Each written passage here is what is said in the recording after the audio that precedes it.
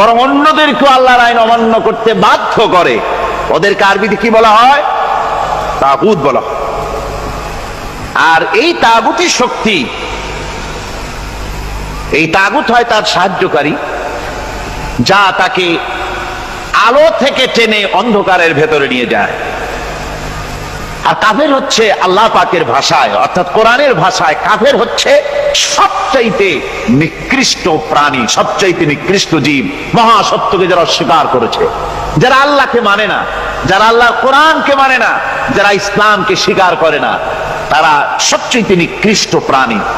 আল্লাহ রাব্বুল আলামিন বলেন, ইন্না শাররাদ দাওয়াবি ইনদাল্লাহিল্লাযীনা কাফারু ফাহুম লা ইউমিনুন। নিশ্চয়ই আল্লাহর জমিনে সব বিচরণশীল জীব যত আছে, আল্লাহ বলছেন আমার জমিনে বিচরণশীল জীব যত আছে তার মধ্যে সবচাইতে নিকৃষ্ট প্রাণী হলো যারা ঈমান আনে নাই, যারা বিশ্বাস করেন আমি আল্লাহকে, যারা পরকালকে বিশ্বাস করে নাই, যারা কোরআনকে বিশ্বাস করে নাই, যারা ইসলামকে বিশ্বাস করে নাই, পৃথিবীর মধ্যে তারা সবচাইতে নিকৃষ্টতম প্রাণী। আল্লাহ বলেন শুধু নিকৃষ্ট জনক নিকৃষ্ট প্রাণী বললেই সারে না, এরা হলো চতুষ্পদ জানোয়ারের মতো। কে বলতেছেন? আমি বলছি না, কিন্তু আল্লাহ পাক বলতেছেন চতুষ্পদ জানোয়ারের মতো কাফেরেরা। وَمَثَلُ الَّذِينَ كَفَرُوا كَمَثَلِ الَّذِي يَنْعِقُ بِمَا لَا يَسْمَعُ إِلَّا دُعَاءً وَنِدَاءً। এই কাফেরদের দৃষ্টান্ত হচ্ছে সেই রাখালের মতো, যে রাখাল তার পশুদেরকে ডাকে, আর ওই পশুরা একটা ডাক শোনে মাত্র, কিন্তু কি যে বলে তা তো পশুতে বোঝেন। কথা বুঝতে পেরেছে?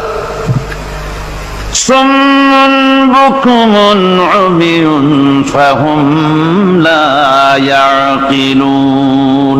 এরা বোবা, এরা বধির, এরা অন্ধ, এ কারণেই কোনো কথা বোঝে না। এরা চতুষ্পদ জানোয়ারের চাইতেও নিকৃষ্ট। যাদেরকে আমি আল্লাহ বলেন, যাদেরকে আমি চোখ দিলাম, চোখ থাকতে হক দেখলো না, সব দেখলো। হক দেখে নাই চোখ দিয়া, এই চোখ দিয়া সব দেখলো। নারীর সৌন্দর্য উপভোগ করলো, আর নারীর অঙ্গ প্রত্যঙ্গ নিয়ে নানা ধরনের গল্প লিখলো, কবিতা লিখলো, কিন্তু এই সৌন্দর্য যিনি দিলেন তারেও চিনল না। আছে না কত কবি আমাদের দেশে? আমার দেশের সেই কবি জাতীয় পুরস্কার পায় যে কবি নারীর বিশেষ বিশেষ অঙ্গ নিয়ে বেশি করে নির্লজ্জ কবিতা লিখতে পারে, ওই হলো সবচেয়ে বড় কবি। আমার বন্ধুগণ, একজন বুজুর্গ ব্যক্তি তিনি পথ দিয়ে যাচ্ছিলেন, তো সে পথে এক সুন্দরী যুবতী মেয়েকে দেখে সেই যুবতী মেয়ের দিকে এই বুজুর্গ ব্যক্তি এক নজরে তাকায় আছে। তখন এই ঘটনাটাকে কবি এভাবে লিখতেছেন সাজায়, একদা সুখদায়ক প্রমোদা বদন দর্শন করিব ঝরিল নয়ন, হেসে কহে সে রূপসী সবিস্ময় মন, কহ দেখি মহাশয় কহ কি কারণ, বিষয় বিরাগী তুমি ভুবনে প্রচার, কি হেতু জন্মিল তব মানস বিকার, সামান্য ললনা রূপ করি দর্শন, উচিত না হয় তব অশ্রু বরিশন। বুজুর্গ ব্যক্তি ওই মহিলার দিকে তাকিয়ে তাকিয়ে কাঁদতেছেন। সুন্দরী মহিলা বলেন, আল্লাহর বুজুর্গ বান্দা, আপনি এলাকার ভিতরে বুজুর্গ এবং পীর হিসাবে, বুজুর্গ ব্যক্তি হিসাবে আপনি বিখ্যাত। আজকে আমাকে এখানে দেখে আপনি আমার দিকে তাকায় আমার রূপ উপভোগ করতেছেন আর কাঁদতেছেন। আপনার মতো সংসার বিরাগী মানুষ আমার মতো একটা সুন্দরী মেয়েকে দেখে ভাবে কাঁদা ঠিক না। বুজুর্গ ব্যক্তি বলছেন, হেসে কহিলাম বালে করহ শ্রবণ, নেত্র ঝরে তবু হেতু ভেব না এমন, যে শিল্পী রচিল ওই সুধাংশু বদন, তাহার তরে ঝরে নেত্র নয়নে জীবন। আল্লাহর বান্দি, আমি তোমাকে দেখি কান্দি না, আমার চোখে পানি বেরিয়ে গেছে। তোমারে দেখে আমি মনে মনে ভাবলাম, এত সুন্দর করে যিনি মানুষ বানিয়েছেন, না জানি ওই আল্লাহ রব্বুল আলামিন কত বড় সুন্দর। আমার ভাইরা, সুতরাং চোখ থাকতে ওরা আল্লাহ রাব্বুল আলামিনের কুদরত ওরা দেখে নাই, কান থাকতে কোরআনের আওয়াজ ওদের কানের মধ্যে ঢোকে নাই, বিবেক থাকতে আল্লাহর দ্বীনকে বুঝতে পারে নাই, চিন্তা করতে পারে নাই। আল্লাহ রাব্বুল আলামিন বলেন, উলাইকা কাল্লানাম, এরা হলো চতুষ্পদ জানোয়ার, বালহুম আদাল, শুধু জানোয়ার না, জানোয়ারের চাইতেও নিকৃষ্ট। এমনই জানোয়ার, আল্লাহ বলেন শুধু জানোয়ার না, জানোয়ারের মতো শুধু খায় জনমের মতো। ওয়াল্লাযীনা কাফারু ইয়াতামাত্তাউনা ওয়া ইয়াকুলুনা কামা তাকুলুল আনআম। এই কাফেরগুলির কাম শুধু ফুর্তি করা, গান বাজনা, নাটক, গল্প, এই সব কাজ তাদের। নামাজ নাই, রোজা নাই, আল্লাহর চিন্তা নাই, তাহাজ্জুদ নাই, পরহেজগারি নাই, শুধু গান আর নাচ। দেখেন না ফুর্তি। এই যে 1 জানুয়ারি রাত 12টার সময় আমার ঘুম ভেঙে গেল, এই যেখানে আমি ছিলাম, বিকট আওয়াজ। আমি মনে করলাম পাশের বাড়ি বুঝি ডাকাত পড়ছে। পরে বাড়িওয়ালা আমাকে বললেন যে ডাকাত না, বোধহয় এই নিউ ইয়ার সেলিব্রেট হচ্ছে, নতুন বৎসর উদযাপন হচ্ছে বোমা দিয়ে, শহরবাসীর আরামের ঘুম হারাম করে এগুলি করা হচ্ছে। এ তো গেল 1 জানুয়ারি। আর যখন আমাদের নিজেরটা যখন আসে, অর্থাৎ 1 বৈশাখ, তখন দেখছেন অবস্থা 1 বৈশাখে। এবছর আমাদের দেশে 1 বৈশাখে ঢাকায় যে দৃশ্য আমি টিভির মধ্যে দেখলাম, তাতে আমার মনে হয়নি যে 12 কোটি মুসলমানের দেশে রাজধানীতে এই দৃশ্য হচ্ছে। আমার মনে হচ্ছিল এটা বুঝি কলকাতা অথবা অন্য কোনো শহর হবে। আমি দেখলাম সমস্ত যুবক যুবতী, নারী পুরুষ, বিভিন্ন বয়সের লোক সব একসঙ্গে রাস্তায় নেমেছে, নাচতেছে। তার মধ্যে বুদ্ধিজীবী আছে, শিক্ষিত লোক আছে, সমানে নাচতেছে। আর তাদের মুখোশ পরা, বানরের মুখোশ, কুকুরের মুখোশ, শূকরের মুখোশ, ঘোড়ার মুখোশ, পাপী শিয়ালের মুখোশ, এই মুখোশ পরে এভাবে নাচতেছে। আমি চিন্তা করলাম, নববর্ষের সাথে কুত্তার মুখোশের সম্পর্ক কি? নববর্ষের সাথে পাপী শ্রীগালের মুখোশের সম্পর্ক কি? তাহলে ওরা কি বলতে চায় যে আগামী বছরটা আমরা কুত্তার ভূমিকায় অ্যাক্টিং করব, অথবা শ্রীগালের মতো ধূর্তামি করব জাতির সাথে? তারপরে কি করলো? সকাল বেলায় যুবক যুবতী 1 বৈশাখ সূর্য উদয়ের আগে রমনা লেকের পাড়ে গিয়ে সব দাঁড়িয়েছে বাসন্তী রঙের শাড়ি পরে। তারপরে সেখানে দাঁড়িয়ে সূর্য উদয়ের পানে তাকিয়ে সকাল বেলায় ভাবে করজোর করে বলছে, এসো হে নববৈশাখ স্বাগতম হে। নববৈশাখ অলক্ষে বোধহয় এটা শুনে বলতেছে, বাবাজিরা আমারে ডাকতেছো, অপেক্ষা করো, আমি আসতেছি।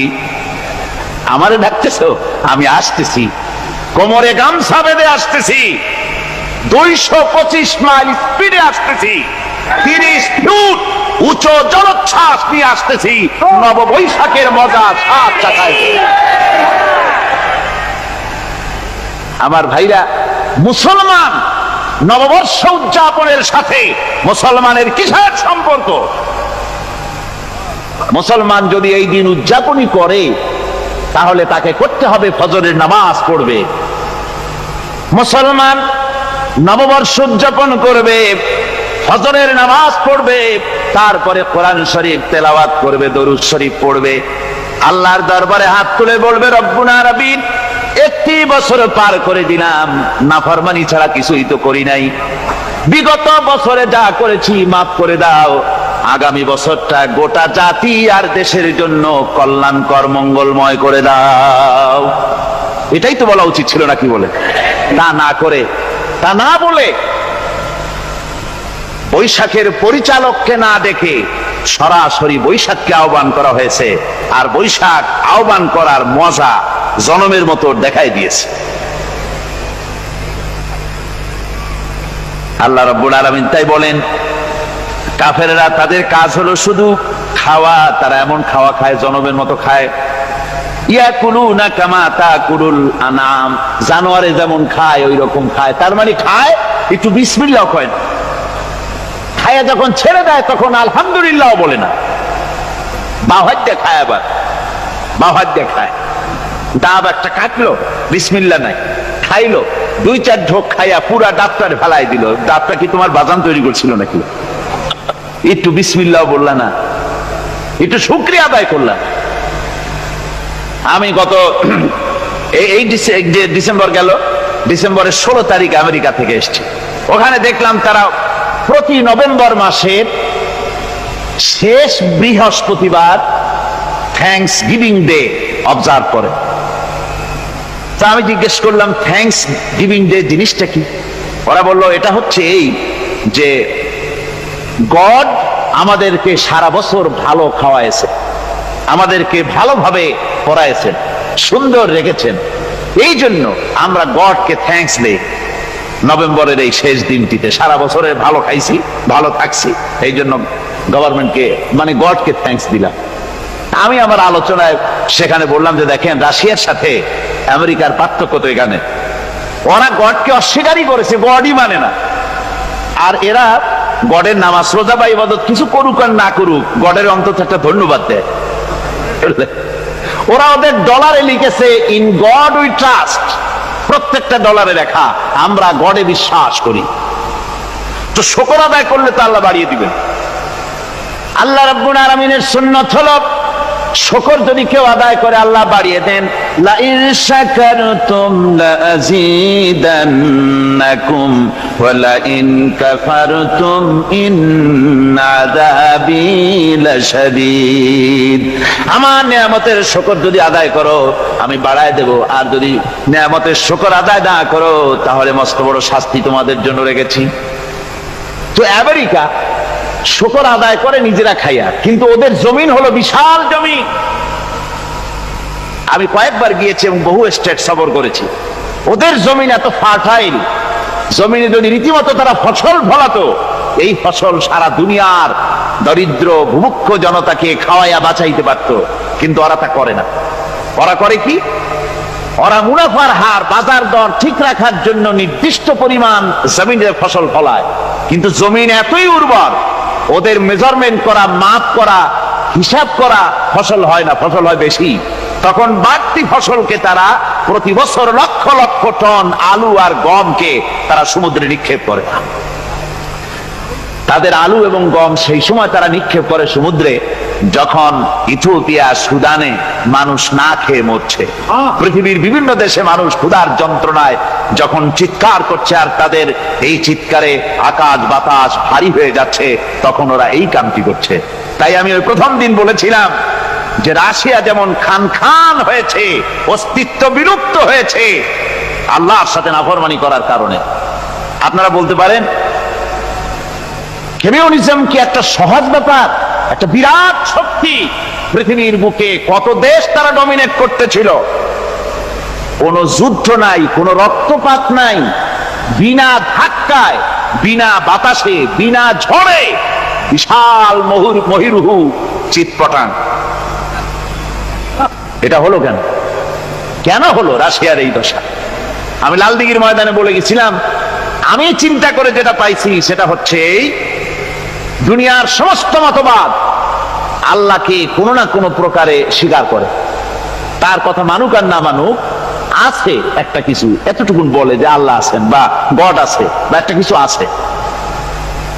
কমিউনিজম, সমাজতন্ত্র হলো পৃথিবীর একমাত্র নিকৃষ্ট মতবাদ, যে মতবাদ সরাসরি আল্লাহকে অস্বীকার করেছে, বলেছে আল্লাহ নাই, দেয়ার ইজ নো গড। তারা ধর্মকে আফিম বলেছে। আল্লাহ পাক তাই কোন যুদ্ধ ছাড়া, কোন মারামারি ছাড়া, কোন রক্তপাত ছাড়া এই বিশাল শক্তিকে ফুৎকারে উড়িয়ে দিলেন, তুলার মতো হয়ে, গোটা রাশিয়া তুলার মতো হয়ে পেঁজা তুলা, ধোনা তোলার মতো হয়ে সব উড়ে চলে গিয়েছে, অস্তিত্ব বিলুপ্ত হয়ে গিয়েছে। কিন্তু আমাদের দেশের খুচরা কমিউনিস্টরা এখনো স্বপ্ন দেখে। ওই যে কালকে বলেছি, তারা বলে কলমের খোসা এটা এখনো নষ্ট করা যাবে না, এটা এখনো চালু করা হবে, এখনো চীনে আছে, এখনো কিউবায় আছে। ওই কিউবা থেকে, চীন থেকে ফিদেল কাস্ট্রোর একটু আওয়াজ শোনে, চীন থেকে মিস্টার ব্যাং না কি জানি না, ব্যাং এর আওয়াজ শোনে, আর তাই মনে করে এ বুঝি সমাজতন্ত্রের বিজয়ের গান। না, চীন থেকে আর কিউবা থেকে যে আওয়াজ আজকে উঠতেছে, এই আওয়াজ সমাজতন্ত্রের বিজয়ের আওয়াজ নয়, এটা হলো সমাজতন্ত্রের মরণ যন্ত্রণার গোঙানির আওয়াজ। কাজী এরা দুনিয়ার বুকে শুধু আনন্দ এবং ফুর্তি করে, আল্লাহর হককে, আল্লাহকে চিনতে তারা ব্যর্থ হয়েছে। আল্লাহ রাব্বুল আলামিন বলেন, অবিশ্বাসীদের কৃতকর্ম, তাদের কাজগুলি, তাদের কর্মফল সব নিষ্ফল হয়ে যাবে। ওয়াল্লাযীনা কাফারু আ'মালুহুম কাসারাবিন বিকিআতিন ইয়াহসাবুহুল যামআনু মা। আল্লাহ পাক বলেন, কাফের যারা, অবিশ্বাসী যারা, যারা আমাকে অস্বীকার করেছে, অবিশ্বাস করেছে, তাদের আমলগুলি হলো মরুভূমির মধ্যে মরীচিকার মতো। মরুভূমির মরীচিকা, মানুষ যখন মরুভূমির ভিতর দিয়ে যায়, পানির পিপাসা লাগে, দূরে দেখে পানি চিকচিক করতেছে, আর ওই মরীচিকা যেটাকে সে পানি মনে করেছিল, হাত্তা ইযা জাআহু লাম ইয়াজিদহু শাইআ, যেটাকে সে পানি মনে করে ছুটতেছিল, যখন কাছে গেল, আল্লাহ পাক বলেন কিছুই সেখানে পায় না, শুধু মরীচিকা, বালু আর বালু। এরকম করে যারা আমার দিনকে অস্বীকার করেছে, আমাকে অস্বীকার করেছে, তারা যত ভালো কাজ করুক আর যাই করুক না কেন, তাদের কৃত কর্মগুলি এভাবে সব নিষ্ফল। এ হলো এক কথা। 2 নম্বরের কথা হলো, ওরা মনে করেছিল সমাজতন্ত্র শান্তি দেবে, কমিউনিজম শান্তি দেবে, সোশ্যালিজম শান্তি দেবে, ক্যাপিটালিজম শান্তি দেবে। এই শান্তির চিন্তা করে অগণিত মানুষকে হত্যা করে সমাজতন্ত্রের রাজত্ব যখন কায়েম করলো, 70 বছরও চলে গেল, তারপরে তারা দেখলো হাত্তা ইযা জাআহু লাম ইয়াজিদহু শাইআ, কিচ্ছুই পেল না। তারা ক্ষুধার যন্ত্রণায় মরলো, কাপড় নাই, খাবার নাই।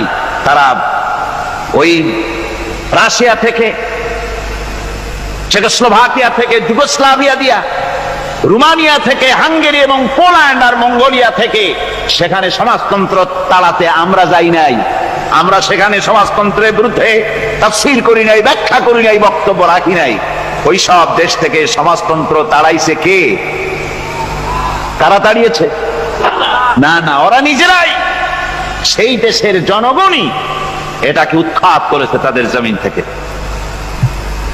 আল্লাহ পাক বলছেন, যারা আমার দিনকে, আমার বিধানকে যারা অস্বীকার করবে, তারা এই অস্বীকারী অবস্থায় যদি মৌত হয়, আমার সমাজতন্ত্রী কোনো ভাই যদি এ মাহফিলে থাকেন, কমিউনিস্ট কোনো ভাই যদি এ মাহফিলে থাকেন, তাহলে শুনুন আল্লাহ কি বলতেছেন।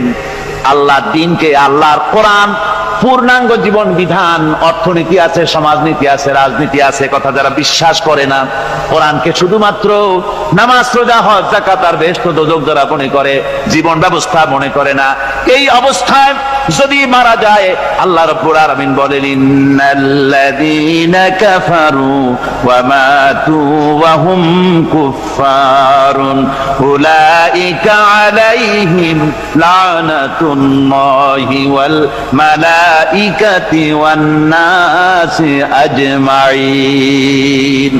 আল্লাহ রাব্বুল আলামিন বলেন, আমাকে অস্বীকার করার অবস্থায়, আমার দিনকে, বিধানকে অস্বীকার করার অবস্থায় যদি মৌত হয়ে যায়, তাহলে আল্লাহ, ফেরেশতা এবং তাম পৃথিবীবাসীর অভিসম্পদ তার উপরে হতে থাকে, লানত হতে থাকে।